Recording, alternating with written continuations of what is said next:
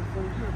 But what's that statue mean to you, Coach, to kind of see all those years you put in here kind of come to fruition there? Well, to be honest with you, I mean, everyone says the same. I didn't think it was going to happen.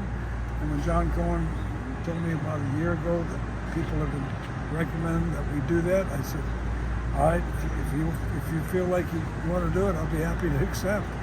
It's been a year in the making, just taking the measurements with Rusty Reed. I mean, it's been a long time.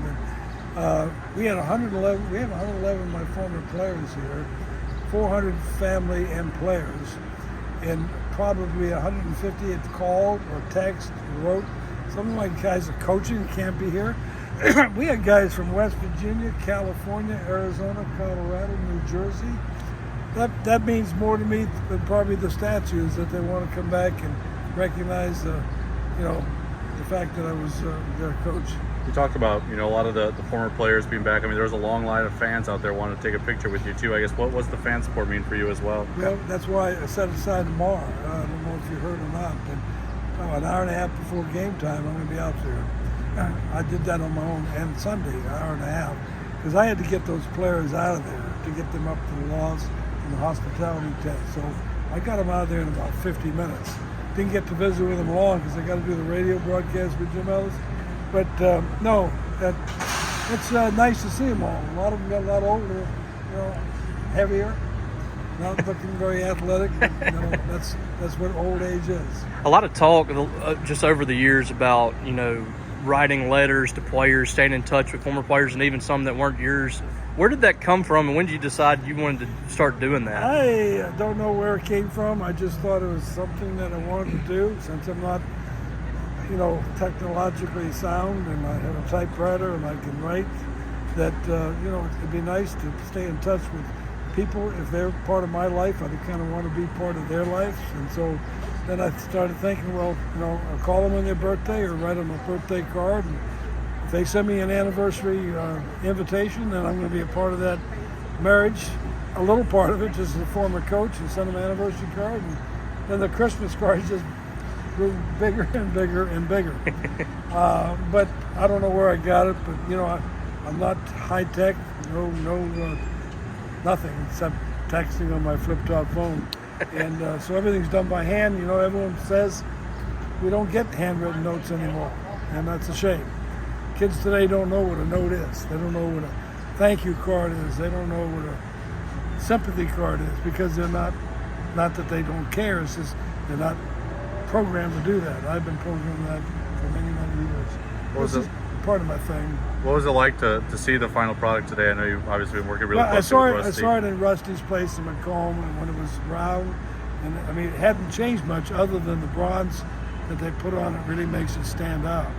And everyone said, who looked at it, said it really looks like me. I said, as much measurements I did with Rusty, he measured every part of my body. I thought the ceremony went very well. I thought, all the people there, Dr. Keenum and Zach, and Joey Hamilton representing the players, and Jim Ellis and Rusty Reed. And we're trying to stay within an hour. And when I looked at my watch, when I sat down from Jim Ellis's last question, it was 1 hour. Because I felt bad for all the people who had to stand. It's supposed to be 72 degrees. It wasn't 72 degrees. It had to be 80. But it went well. And our staff is to be complimented. I don't think that's, you're probably going to put that on the front page of your newspaper, but this took a lot of work to get these guys up in the lofts right now, enjoying themselves. We had so many people, over 400. We only could put 220, 225, so we got a 10 out here with the TV, so they can watch the games. So that's amazing, what a good staff. We didn't have that all my years at Mississippi State, marketing and specialists like that. So things have changed a lot. When you started, could you have ever imagined kind of what your career would have turned into and just the impact you would have on so many lives that we saw come to fruition today? Well, a lot of times it wasn't mentioned. I was also on 7 USA national staffs, 2 head coach, 2 Olympics, and all my Cape Cod teams and prospects. Believe it or not, I stay in touch with those guys also, as best I can. But when you ask me, when I took the job, as I said up there, someone told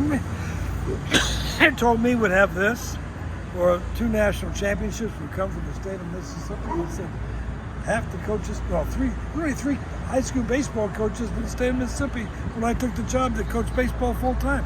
Of course, are football coaches and basketball. And so, it's come a long way. And the question is, another 25, 30 years, how much better is it going to get? I don't know. This thing may have a dome over it. Just like Turner Field in Atlanta, they've had 3 Turner Fields.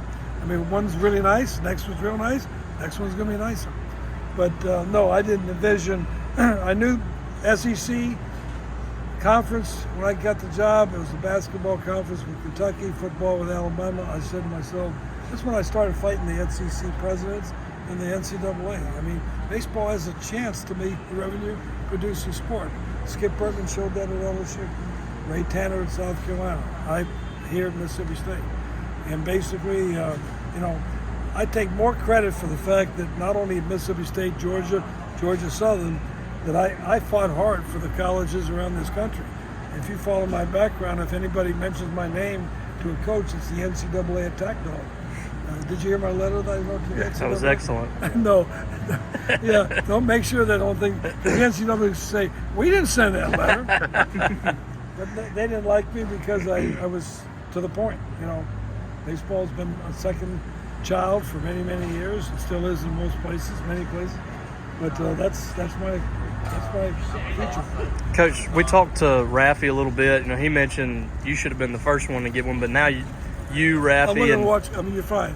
I got through out the first pitch. Sorry. No, we're fine. But you, Raffy, and Will now have a statue. What's it mean to see those two and yourself now kind of immortalized like that? And what did they mean to this program, you think? Well, there's more people that probably are going to be deserving statues. I mean, Zach Prescott and others. So Rusty Reed may be staying busy, our sculptor, but what a professional he is. But I think, I attended Will Clark's ceremony in Candlestick Park.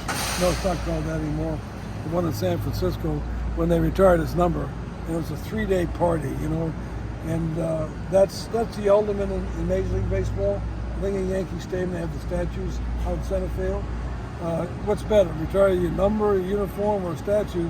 After looking at that thing, I think probably a statue. Is it as tall as you hoped it would be? Well, I knew, because when I was down there in the Macomb, I actually saw the finished product almost. I mean, if you look at that statue, the shoelaces, the watch, the numbers in the watch.